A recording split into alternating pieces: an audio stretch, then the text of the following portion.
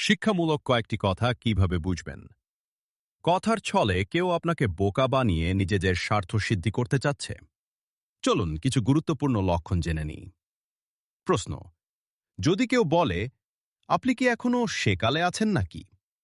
উত্তর: এমন কথা শুনলে বুঝে নেবেন সে মূলত তার নিজের স্বার্থসিদ্ধির কথা আপনার উপর চাপিয়ে দিতে চাইছে।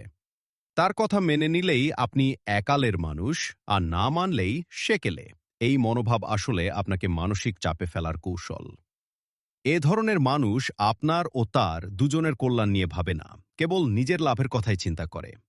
উপায়: ধর্মীয় বই পড়ুন, জ্ঞানী ও সৎ মানুষের সান্নিধ্যে থাকুন, নিজ বিবেচনায় হক বাতিল বিচার করে পথ চলুন।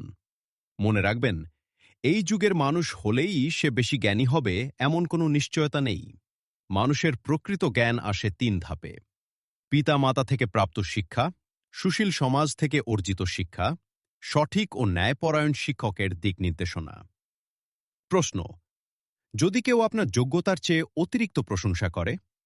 উত্তর: তবে বুঝে নেবেন সে আপনার মঙ্গল নিয়ে নয়, নিজের কোনো স্বার্থসিদ্ধির চিন্তায় মগ্ন। এ ধরনের মানুষ ভবিষ্যতে আপনার ক্ষতির কারণও হতে পারে। উপায়: সতর্ক থাকুন, সরাসরি দূরে ঠেলে দেবেন না, ভালো কোনো উদাহরণ বা উপমার মাধ্যমে তাকে বোঝানোর চেষ্টা করুন। সম্ভব হলে তাকে দ্বীনি পরিবেশে বা জ্ঞানী মানুষের সংস্পর্শে আনুন। প্রশ্ন: যদি দেখেন কেউ আপনার দুঃখে আপনাকে উস্কে দিয়ে বিচার বিবেচনা না করেই সবসময় আপনার পক্ষ নিচ্ছে?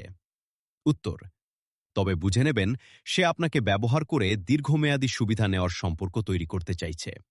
এমন ব্যক্তি কখনো আপনার ভুল ধরিয়ে দেবে না, বরং আপনার মনোমতো কথা বলে আপনাকে নিজের স্বার্থে ব্যবহার করবে। উপায়: সম্মত